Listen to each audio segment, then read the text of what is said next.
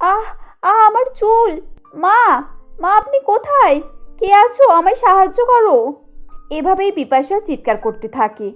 অন্যদিকে নমিতা কাঁচি হাতে সেখানেই দাঁড়িয়ে তার চুল কাটার অপেক্ষা করছিল। কিন্তু যেই সে চুল কাটতে যাবে ঠিক সেই সময় বিপাশার ডাক শুনে পারমিতা দেবী সেখানে ছুটে আসেন। তার পায়ের শব্দ শুনে নমিতা সেখান থেকে আড়ালে লুকিয়ে পড়ে। পারমিতা দেবী ছুটে এসে ছিটকিনি খুলে বিপাশার চুল উদ্ধার করেন এবং বলেন, আরে বৌমা, এটা কি করে হলো? বাইরে থেকে কে ছিটকিনি দিয়েছিল? আমি কিছু বুঝতে পারছি না মা। আমি বাথরুমে ঢোকা মাত্রই আমার চুলে টান ধরলো, আর তখনই দরজা বন্ধ হয়ে গেল। আমি অনেক চিৎকার করলাম কিন্তু কেউই শুনলো না। এটা তো আশ্চর্যের কথা, এখানে তো কেউই নেই। তোমার চুল বাইরে থেকে এরকম আটকে দিয়ে কে ছিটকিনি দিল শুনি? এই ঘরে কি সব ভুতুড়ে কাণ্ড হচ্ছে নাকি? আচ্ছা আচ্ছা, এখন তুমি তাড়াতাড়ি স্নান করে এসো, এসব নিয়ে পরে ভাবা হবে। নমিতা আড়াল থেকে দাঁড়িয়ে সবকিছুই শুনছিল এবং সে মনে মনে বলে, ইস, আজ কত ভালো সুযোগ ছিল চুলটা কাটার, কিন্তু এই বুড়ি এসে মাঝখান থেকে বাধা দিয়ে দিল, আর আমার সমস্ত প্ল্যান ভেস্তে গেল।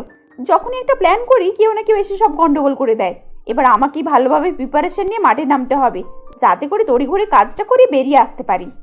এভাবেই সেদিনও নমিতার প্ল্যান সাকসেসফুল হয় না। দিন দিন বিপাশার চুলের প্রতি তার হিংসা আরোই বাড়তে থাকে এবং সে নানাভাবে ছলচাতুরি করে সেগুলোকে নষ্ট করার জন্য উঠে পড়ে লাগে। কিন্তু এত কিছু করেও সে সফল হতে পারে না। দেখতে দেখতে দীপাবলি এসে পড়ে। বাড়িতে তার জন্য তোড়জোড় এবং নানান ধরনের কাজ শুরু হয়ে যায়। পারমিতা দেবী তার দুই বৌমাকে সমস্ত কাজ বুঝিয়ে নিশ্চিন্ত হয়ে পড়লেন। রাতের খাবার খাওয়ার পর শুতে গিয়ে বিট্টু বিপাশাকে বলে, বিপাশা, সামনে 6 তারিখে তোমার জন্মদিন না? কি গিফট চাই তোমার? আমি তো ভাবছি বাড়িতে একটা পার্টি দিলে কেমন হয়। না না, ওসব পার্টি টাটি দিতে হবে না। জন্মদিন নিয়ে হই হই আমার একদম ভালো লাগে না। আমার কি বয়সটা কম হলো? এই বুড়ো বয়সে আমি বাচ্চাদের মতো কেক কাটবো, পার্টি করব? আরে তুমি কি এক্ষুনি বুড়ি হয়ে গেলে নাকি? আমরা তো বাড়িতে মায়েরও জন্মদিন সেলিব্রেট করি। জন্মদিন সেলিব্রেট করলে মানুষের মন ভালো থাকে। তুমি সারা বছর যাভাবে পরিশ্রম করো বাড়িতে, তোমার না একটা জন্মদিন পালন করলে তা হয় না। তোমার একটা জন্মদিন পালন করতেই হবে, নাহলে তোমার মনেও তো কষ্টটা হবে। আমি ওসব মনে টনে করি না। আমি কি বাচ্চা নাকি? সব থেকে বড় কথা হলো 6 তারিখে তো দীপাবলি। বাড়িতে অনেক কাজ রয়েছে, এখন ওসব সেলিব্রেট করতে হবে না, বুঝেছো? ঠিক আছে, আমি মাকে জানিয়ে দেব। মা যেটা বলবে সেটাই হবে। এবার তুমি খুশি তো? পরের দিন সকালবেলা ব্রেকফাস্ট টেবিলে খেতে খেতে বিট্টু পারমিতা দেবীকে বলে, মা তুমি জানো আগামী 6 তারিখে তোমার বড় বৌমার জন্মদিন। তাই নাকি? তাহলে ওই দিন একটা পার্টি দিতেই হবে। তুই আমাকে আগে বললি না কেন? আর তো মাত্র কটা দিন বাকি, এখন কি করে সবকিছু আয়োজন করা হবে বলতো? মা, আমি বলছি কি, ওসব পার্টি টাটি আবার কেন? 6 তারিখে দীপাবলি রয়েছে। তাছাড়া অত লোকজনের ভিড়ে ওসব আমার ভালোও লাগে না। না বৌদি, ভালো লাগে না বললে চলবে না। তোমার জন্মদিন হবে আর আমরা এমনি শুধু মুখে পালন করবো, এটা কি হয়? পার্টি তো হবেই। আর তোমার কি গিফট চাই বলো? তুমি যা চাইবে তাই পাবে। কি বলো নবিতা? হ্যাঁ সেই তো, অবশ্যই বৌদি, তোমার কি পছন্দ তুমি বলে দাও, ওই কিনে নিয়ে আসবে। যত খুশি গিফট নাও বৌদি, তোমার জন্মদিন বলে কথা। তবে আমার তরফ থেকে তোমার জন্য একটা ভালো গিফট অপেক্ষা করবে, এমন গিফট যা তুমি স্বপ্নেও কল্পনা করতে পারবে না। দেখতে দেখতে দিন এগিয়ে আসে। বিপাশা দিন রাত পরিশ্রম করে ঘরদোর পরিষ্কার করা, বিভিন্ন রকমের মিষ্টি তৈরি করা, ঘর সাজানো, মানুষজনকে নিমন্ত্রণ করা, এসব নিয়েই ব্যস্ত ছিল। অন্যদিকে নমিতা খাওয়া, ঘুমানো, ফোন ঘাটা ছাড়া কিছুই করতো না। কোনো কাজেই বিপাশার পাশে এসে দাঁড়াতো না। পারমিতা দেবী সবকিছুই লক্ষ্য করতেন। তিনি মাঝে মাঝে এ নিয়ে নমিতাকে খুবই বকাবকিও করতেন। একদিন নমিতা দুপুরবেলা খেয়ে দিয়ে ফোন ঘাঁটছিল, আর অন্যদিকে বিপাশা ঘর পরিষ্কার করছিল। পারমিতা দেবী নমিতার ঘরে এসে তাকে ধমক দিয়ে বলেন, ছোট বৌমা, তুমি সাত সকালে স্নান করে খেয়ে দিয়ে এখানে এসে ফোন ঘাঁটছো? কিছু কাজ তো করতে পারো, যাতে করে বাড়ির বাকি লোকেরাও একটু আরাম পায়। ওহ মা, ঘর দেখতে এমনিতেই পরিষ্কার পরিচ্ছন্ন রয়েছে। বড় বৌদি যদি প্রত্যেক দিনই একই কাজ নিয়ে বেলা 5টা অবধি স্নান খাওয়া না করে থাকে, তাতে আমার কি বলুন তো? সামনে এত বড় দুটো কাজ আছে, এক তো দীপাবলির আয়োজন, তার উপরে পার্টি। তোমার কি একটু চোখ লজ্জা নেই? সকালে রান্না বান্নাগুলো তো করতে পারো। সে সকাল থেকে উঠে রান্না করবে, ঘর পরিষ্কার করবে, আর তুমি শুধু খাওয়া দাওয়া করে ঘুমাবে।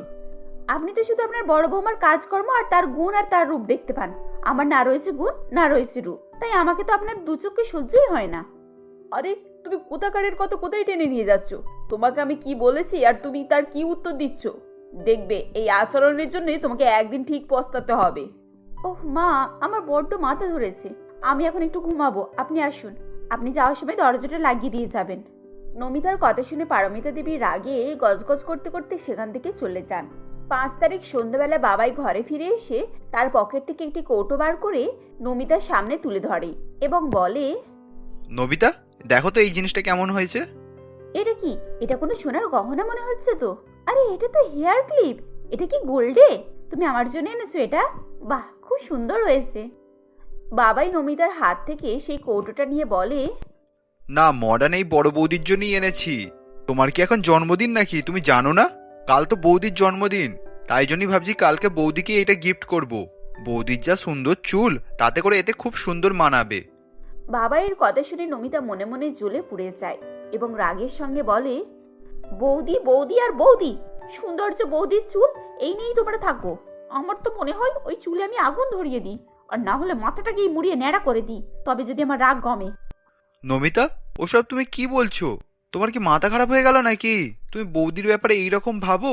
বৌদি আমাদের সকলকে কত ভালোবাসে বলো তো। তোমাকে নিজের বোনের মতো আদর করে, তোমাকে কোনো কাজও করতে দেয় না। তুমি তাকে নিয়ে ওইসব ভেবে বসে আছো? বোনের মতো ভালোবাসে না ছাই, ওসব নাটক তোমাদেরকে দেখি করে। আসলে সবাইকে দেখাতেই চায় যে ও কতটা মহান। সবাই তো ওকেই দেখতে পায়। আমি যে বাড়ির একটা বউ, সে ব্যাপারে কারোর হুঁশ জ্ঞান আছে? সবাই তো তার জন্যই অস্থির থাকে একেবারে। আমাকে কখনো তোমরা জিজ্ঞাসা করেছো যে আমার কি পছন্দ? আমার জন্য কোনোদিন কেউ গিফট এনেছে? তোমার মাথা খারাপ হয়ে গেছে নমিতা, আমি তোমার সঙ্গে আর কোনো কথা বলতে চাই না। তোমার মনে যে বৌদিকে নিয়ে এত হিংসা, আমি কখন আগে বুঝতে পারিনি। এই বলে বাবাই ঘর থেকে বেরিয়ে যায়। পরের দিন সকাল থেকে অনুষ্ঠানের তোড়জোড় শুরু হয়। খাওয়া দাওয়া হই হুল্লোড় করে সারা দিনটাই প্রায় কেটে যায়। সন্ধ্যাবেলা সবাই বাজি, ফটকা ইত্যাদি ফাটাতে শুরু করে। নমিতা চুপি চুপি কিছু বাজি নিয়ে গিয়ে তাতে সুতো বাঁধে। বিপাশা যখন বসে বসে বাজি পোড়ানো দেখছিল, তখন নমিতা সেই সুতো নিয়ে তার চুলে বেঁধে দেয় এবং তাতে আগুন ধরিয়ে দেয়। পারমিতা দেবী দূর থেকে এই ঘটনা লক্ষ্য করেন এবং তিনি চিৎকার করতে করতে ছুটে আসেন। আরে আরে বড় বৌমা, সাবধান সাবধান, ওঠো ওঠো, এ কি করলে ছোট বৌমা? তোমার এ কি কাণ্ড কেন? এভাবেই বলতে বলতে তিনি সেই দড়ি ধরে টান মেরে সুতোটাকে ছিঁড়ে ফেলেন, কিন্তু ততক্ষণে বিপাশার খানিকটা চুল পুড়ে যায়। ঘটনার আকস্মিকতায় বিপাশা অজ্ঞান হয়ে যায়। তখন তাকে সেখান থেকে সঙ্গে সঙ্গে বাড়ির ভিতরে নিয়ে যাওয়া হয় এবং ডাক্তার ডাকা হয়। ডাক্তারবাবু সবকিছু দেখে শুনে বলেন, হঠাৎ করে ভয় পেয়ে গিয়ে অজ্ঞান হয়ে গেছে, তেমন কিছু চিন্তার নেই। আমি একটা ভালো থেকে ইঞ্জেকশন দিয়ে দিচ্ছি, কিছুক্ষণ ঘুম থেকে উঠলেই একদম ঠিকঠাক হয়ে যাবে। কয়েকদিন ওকে ফুল রেস্টে রাখবেন। ডাক্তারবাবু চলে যাওয়ার পর সবাই নমিতাকে খুব বকাবকি করেন। নমিতা সেই সময় চুপ করেই সবকিছু শোনে, কারোর কোনো কথারই উত্তর দেয় না। এরপর সে নিজের ঘরে চলে আসে। তার মনে কোনো রকমের অনুতাপ ছিল না যে সে এত বড় একটা ভুল কাজ করেছে, বরং এটা নিয়ে তার রাগ ছিল যে চুলটা সবটা পড়েনি কেন। 1 বছর পরের কথা। নমিতা তখন খুবই অসুখ। সে সারাদিন বিছানা থেকে উঠতেই পারে না। তার ঘরে স্যুপ দিতে এসে পারমিতা দেবী বলেন, এই নাও বৌমা, স্যুপটা খেয়ে নাও। আজ না তোমার ডাক্তারের কাছে যাওয়ার কথা? বাবা কি অফিস থেকে তাড়াতাড়ি ফিরে আসবে নাকি? হ্যাঁ মা, ও 2টোর মধ্যে চলে আসবে। আমার খুব মাথা ঘুরছে, আমি উঠতে পারছি না। স্যুপ খেতে পারবো না আমি। তা বললে হয় কখনো? না খেলে তো আরো দুর্বল হয়ে পড়বে। দাঁড়াও, আমি তোমাকে ধরে বসাই। এই বলে পারমিতা দেবী নমিতাকে ধরে বিছানার উপরে বসান এবং তিনি লক্ষ্য করেন বালিশে একরাশ চুল ঝরে পড়ে আছে। এসব দেখে তিনি বলেন, আবার এত চুল ঝরছে? সামনের দিকটা তো পুরো ফাঁকা হয়ে গেছে। তুমি বরং মাথায় একটা কাপড় বেঁধে রাখবে। কপালে যা লিখে এনেছি তাই তো হবে মা, তাতে কাপড় বাঁধি আর যাই করি। ডাক্তার তো বলেইছেন এই রোগে আমার মাথায় একটাও চুল থাকবে না। এখন করে তো চোখের পাপড়িও খসে খসে পড়ছে আর ভ্রুটাও অনেকটা উঠে গেছে। আচ্ছা বৌমা, আমরা যদি তোমাকে বিদেশে নিয়ে গিয়ে তোমার চিকিৎসা করাই, তাহলে কোনো ফল হবে না? তাহলেও কি চুল পড়া বন্ধ হবে না? আপনার ছেলে তো ডাক্তারবাবুর সঙ্গে কথা বলেছেন। ওনারা বলল এই রোগের সেরকম কোনো চিকিৎসা নেই। হেয়ার ট্রান্সপ্ল্যান্ট করলে সেগুলো কিছুদিন পর আবার ঝরে যাবে। হে উপরওয়ালা, হে তুমি কোন পাপে শাস্তি দিচ্ছ আমাদের? মেয়েটার কষ্ট হচ্ছে, আমার আর সহ্য হচ্ছে না। মা, আপনি আমার জন্য কেন কষ্ট পাচ্ছেন? এই সব কিছু আমারই পাপের শাস্তি। আমাকে তো ভোগ করতেই হবে। আমার জন্য বাড়ির অন্য কেউ কষ্ট পাক সেটা আমি চাই না। অনেক পাপ করেছি, পাপের বোঝা আর বাড়াতে চাই না আমি। এভাবেই দিন কাটে। ধীরে ধীরে নমিতার মাথার সমস্ত চুল উঠে গিয়ে সে ন্যাড়া হয়ে যায়। সে আর বাড়ি থেকে বের হতো না, কারোর সাথে কথাও বলতো না। সারাদিন ঘরে বসে বসে চোখে জল ফেলতো এবং নিজের কৃতকর্মের জন্য উপরওয়ালার কাছে ক্ষমা প্রার্থনা করত। দেখতে দেখতে দীপাবলি এসে পড়ে। সকাল সকাল কাজকর্ম সেরে বিপাশা পারমিতা দেবীকে বলে, মা আজ আমি একটু বাইরের দিকে যাব, আমার একটু দরকার আছে। কোথা যাবে মা? কোনো সমস্যা হয়েছে নাকি? আমি আসলে একটু বাজারের দিকে যেতে চাইছি, সামনে পুজো তো, কিছুটা সরঞ্জাম কিনতে হবে। ও হ্যাঁ, তাই তো, বাড়ির যা পরিস্থিতি, আমার তো মাথায় কিছুই ছিল না। হ্যাঁ হ্যাঁ, তুমি যাও, গিয়ে দেখে শুনে সব কিছু কিনে কেটে আনো। এরপর বিপাশা ড্রাইভারকে বলে গাড়ি নিয়ে বেরিয়ে পড়ে। সে সারাদিন মার্কেটে তার বিশেষ কাজকর্ম করে বিকেলে বিকেলে ফিরে আসে। সে মাথায় ঘোমটা টেনে গাড়িতে বসে। বাড়ি ফেরার সময় তার মাথায় ঘোমটা দেখে বিট্টু বলে, আরে বিপাশা, তুমি এইভাবে মাথায় ঘোমটা দিয়ে আছো কেন? তুমি আবার নতুন বউ হয়ে গেলে নাকি? তুমি জানো না আজকে পুজো? আমি মানত করেছি আজকে মাথায় কাপড় দিয়ে রাখবো, সেজন্যই কাপড় দিয়ে রেখেছি। এ নিয়ে আর প্রশ্ন করো না প্লিজ।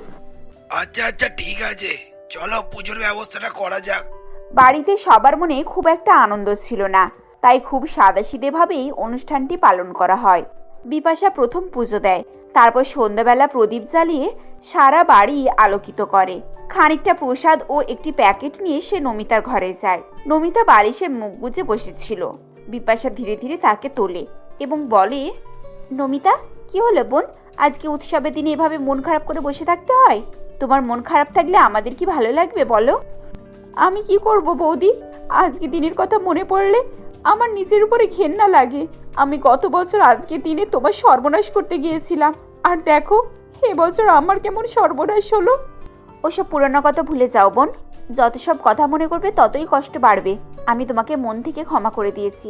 আজ আমি ঈশ্বরের কাছে তোমার জন্য প্রার্থনা করেছি, উনি আমার কথা ঠিক শুনবেন। দেখবে খুব শীঘ্রই তুমি সুস্থ হয়ে উঠবে। এমন সময় বাড়ির বাকি সব লোকজন সেখানে এসে দাঁড়ায়। তারাও নমিতাকে সান্ত্বনা দেয়। এরপর বিপাশা ধীরে ধীরে প্যাকেটটি নমিতার হাতে দিয়ে বলে, নমিতা, এতে আমি তোমার জন্য কিছু এনেছি, আশা করি তোমার এটা ভালো লাগবে। বিপাশা প্যাকেটটি খোলে এবং তাতে দেখে একটি উইংটি দেখে সে অবাক হয়ে যায়। তখন বিপাশা তাকে বলে, এটা আজকে আমি তোমার জন্য বানিয়ে এনেছি, আমার ছোট বোনের জন্য আমার তরফ থেকে উপহার। বৌদি, এটা তো তোমার মাথার চুল, এর মানে তুমি?